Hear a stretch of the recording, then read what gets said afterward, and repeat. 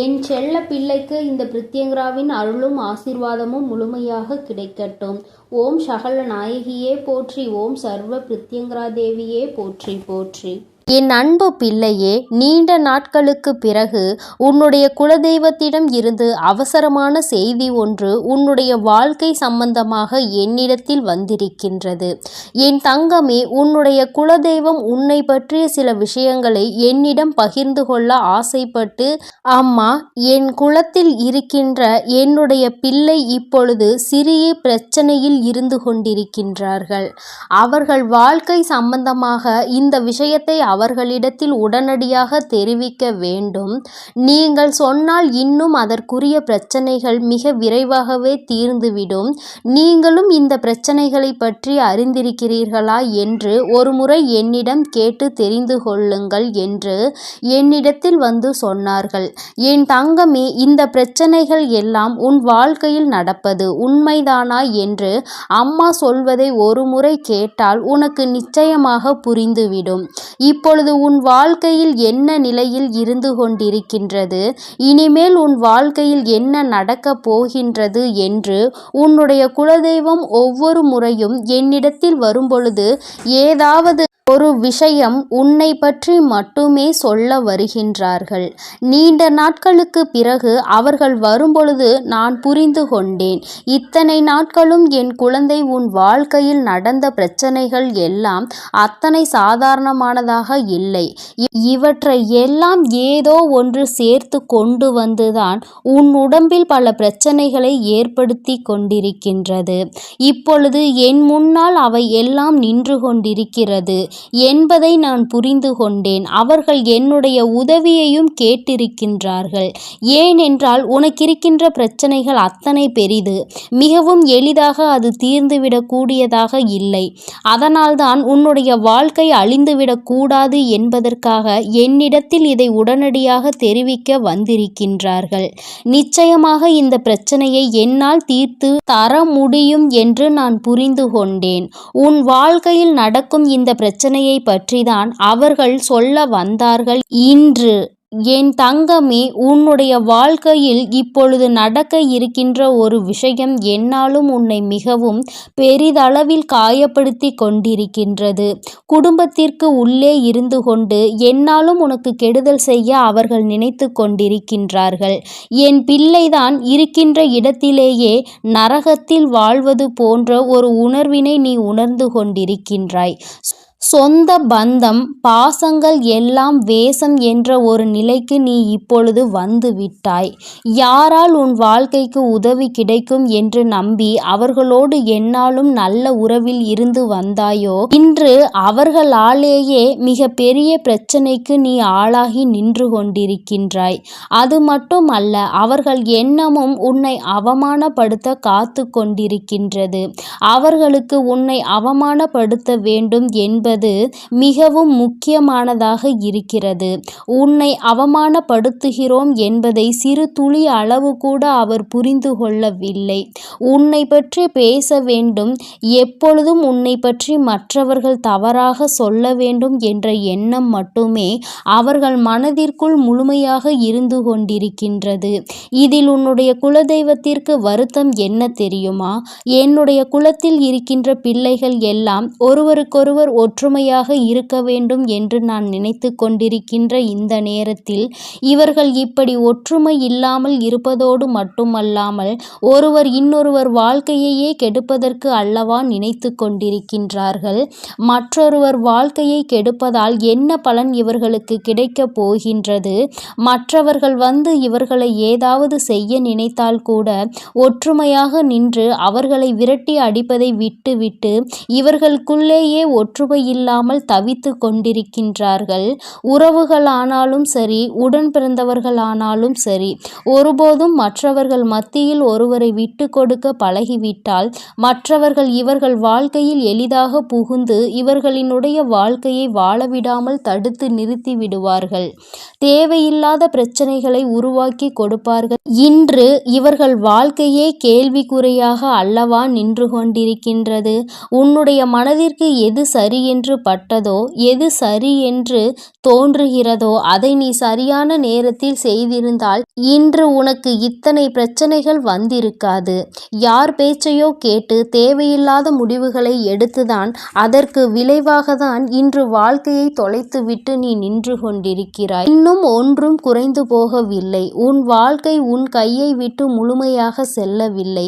வாழ்க்கை கையை விட்டு செல்வதற்கான நேரத்தை எதிர்நோக்கி காத்து கொண்டிருக்கின்றது.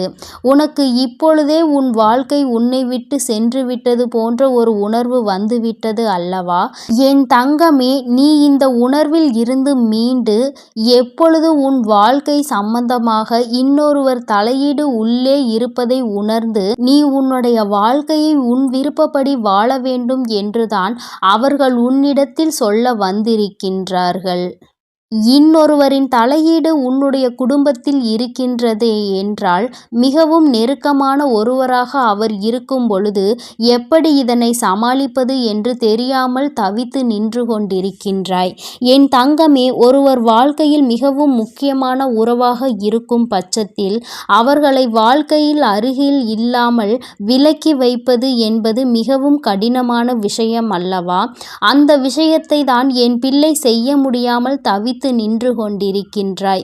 தள்ளி நில் என்று சொல்லிவிட முடியாத ஒரு உறவு அதற்காக தன் வாழ்க்கையில் பிரச்சனையை ஏற்படுத்தும் பொழுது அதையும் பார்த்து கொண்டு இருக்க முடியவில்லை. இரு பக்கமும் சாய முடியாமல் எத்தனையோ பிரச்சனைகளை நீ போராடி கொண்டிருக்கிறாய். என் தங்கமே, இது இன்றோடு முடிய போகின்ற விஷயம் கிடையாது. இது உன்னுடைய வாழ்க்கை அல்லவா? உன் வாழ்க்கையை கெடுக்க நினைத்தாலும் சரி, அது எப்பேற்பட்ட உறவாக இருந்தாலும் சரி, அவர்களுக்கு எடுத்துச் சொல்லி நீ புரிய வைக்க வேண்டும். அப்படியும் அது அவர்களுக்கு புரியவில்லை என்றால் உன்னுடைய வாழ்க்கையில் இருந்து அவர்களை ஒதுக்கி வைப்பதை தவிர வேறு வழி இல்லை. எத்தனை பெரிய உறவாக இருந்தாலும், உன் வாழ்க்கையில் எத்தனை அக்கறை கொண்டவர்களாக இருந்தாலும் வாழ விடாமல் பிரச்சனைகளை உருவாக்கி கொண்டிருந்தால் அவர்கள் உன் வாழ்க்கையில் எதற்காக தேவைப்படுகிறார்கள் என்று ஒருமுறை சிந்தித்து பார். எந்த ஒரு காரியத்திற்காகவும் உன் வாழ்க்கையில் உனக்கு கெடுதல் செய்ய நினைப்பவர்களை அருகில் வைத்து கொண்டிருக்காதே. இதனால் உன்னுடைய வாழ்க்கைக்கு தான் மிகப்பெரிய பிரச்சனை. அது மட்டும் அல்லாமல் உன்னை சார்ந்து இருப்பவர்களுக்கும் மிகப்பெரிய மனவேதனை. அது எந்நாளும் உறுத்தி கொண்டே இருக்கும் என்பதை நீ மறந்து விடாதே. என் தங்கமே, சந்தோஷமாக வாழ்கின்ற காலத்தில் சந்தோஷத்தை அனுபவிக்க முடியாமல் என் பிள்ளை தவித்து நின்று கொண்டிருக்கிறாய். இந்த வயதில் அனுபவிக்க வேண்டிய விஷயத்தை இனிமேல் எந்த வயதில் அனுபவிக்கப் போகின்றாய்? இப்பொழுது உன் வாழ்க்கை இப்படி இருப்பதை என்னால் ஏற்றுக்கொள்ள முடியவில்லை என்று உன்னுடைய குலதெய்வம் மிகவும் மனவேதனை அடைந்தார்கள். என் தங்கமே, இந்த வாழ்க்கையை இனிமேலாவது காப்பாற்றிக் கொள்ள வேண்டும். யாருடைய பேச்சுக்கும் இடம் கொடுக்காமல், யார் சொல்கின்ற வார்த்தையையும் கேட்காமல் உன்னை நம்பி இருப்பவர்களை காப்பாற்ற வேண்டிய பொறுப்பினை மட்டும் உன் கைகளில் நீ எடுத்துக்கொள்ள வேண்டும். வேறு எதுவும் உனக்கு பெரிதாக தெரியக்கூடாது. ஏனென்றால் எல்லோரையும் விட்டு வந்த உறவு, உன்னை நம்பி இருக்கின்ற ஒரு உறவு, நீ உன்னுடைய இல்லத்தில் உன்னோடு இருக்கின்றார்கள் என்பதற்காக, உன்னுடைய நெருங்கிய உறவு என்பதற்காக அவர்கள் சொல்கின்ற பேச்சுக்களை எல்லாம் கேட்டு உன்னை மட்டுமே உயிரென நம்பி வந்தவர்களை காயப்படுத்தக்கூடாது. அவர்கள் மனதினை ஒருபோதும் நீ வேதனைப்படுத்தக்கூடாது. நீ ஏற்றுக்கொண்ட பொறுப்பிலிருந்து ஒருபோதும் தவறக்கூடாது. இவற்றிற்கெல்லாம் ஒரே ஒரு வழி, மூன்றாவது நபரை வாழ்க்கைக்குள் நுழைய விடாமல் தடுப்பது மட்டும்தான். அவர்களால் தான் உன் வாழ்க்கையில் இத்தனை சீரழிவு ஏற்பட்டிருக்கின்றது என்பதை நான் நன்கு அறிவேன். உன்னுடைய குலதெய்வத்தின் மனவேதனையும் இது ஒன்றே இருந்து கொண்டிருக்கின்றது. தன்னை நம்பி வந்தவர்களை விட்டுவிட்டு இன்னொருவரின் சொல்லை கேட்டு அவர்களை காயப்படுத்துவது என்பது தவறான செயலாகும். என் தங்கமே, இந்த விஷயத்தை நான் இதோடு விடப்போவது கிடையாது. உன்னுடைய குலதெய்வம் என்னிடத்தில் இதனை சொல்லி இருந்தாலும் நான் இதற்கென்று ஒரு முடிவினை கட்ட வேண்டும் என்று இப்பொழுது துணிந்து வந்து விட்டேன். இனிமேலும் உன் வாழ்க்கையில் இந்த பிரச்சனை தொடரக்கூடாது. மற்றவர்கள் உனக்கு தீங்கு செய்ய நினைத்தாலும், நீ அவர்களுக்கு தீங்கு செய்ய நினைத்தாலும் எல்லா விஷயங்களும் உன் தலையில்தான் வந்து விடியும் முடியும் என்பதை முதலில் மறந்துவிடாதே. இந்த நேரத்தில் உனக்கு உன் வாழ்க்கையை கெடுக்க நினைத்தவர்கள் மனதளவில் எந்த ஒரு மனசாட்சியுமே இல்லாதவர்கள் என்பதை புரிந்து கொண்டு அவர்களை விட்டு நீ விலகி இருக்க பழகிக்கொள். என் தங்கமே, இவர்களின் மனதிற்கு ஒருபோதும் உனக்கான சந்தோஷமான வாழ்க்கையை நீ நிம்மதியாக வாழ வேண்டும் என்ற எண்ணம் கிடையாது. அதை மட்டும் அவர்கள் நினைத்தால் போதும். அது ஒன்றே உனக்கு மகிழ்ச்சியான வாழ்க்கையை கொடுக்கும். உன்னுடைய குலதெய்வம் மனதில் இருக்கின்ற இந்த விஷயத்தை நீ புரிந்து கொண்டிருப்பாய் என்று நான் நினைக்கின்றேன். அவர்கள் சொன்னார்கள், இப்பொழுது நீ சந்தோஷமாக வாழ வேண்டிய நேரம் இது. உனக்கான சந்தோஷத்தை முழுமையாக பெற வேண்டும். அதை நீ முழுமையாக பெற்றுவிட வேண்டும் என்பதை மட்டும்தான் அவர்கள் என்னிடத்தில் சொன்னார்கள். என் தங்கமே, அதனால் இதற்கான வேலைகளை இனிமேல் செய்ய தொடங்கு. உன்னை நம்பி வந்த உறவிற்கு ஒருபோதும் நீ துரோகம் செய்யாதே. துரோகம் என்பதை விட மற்றவர்களின் பேச்சை கேட்டு ஒருபோதும் அவர்களின் மனதினை காயப்படுத்தாதே.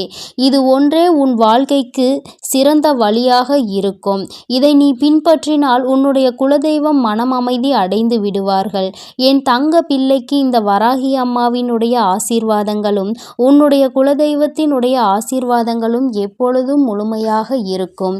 என் தங்கமே, அதனால் நீ எதற்காகவும் கலங்காதே, எதை நினைத்தும் வருந்தாதே. நீ நல்லதையே நினைத்தால் உன் வாழ்வில் எப்பொழுதும் உனக்கு நல்லது மட்டுமே நடக்கும்.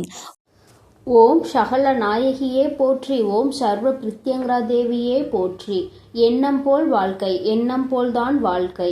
என் அன்பு குழந்தையே, பிரித்யங்கரா வாக்கு பிள்ளைகளுக்கு இந்த தாயின் ஆசீர்வாதம் முழுமையாக கிடைக்கட்டும்.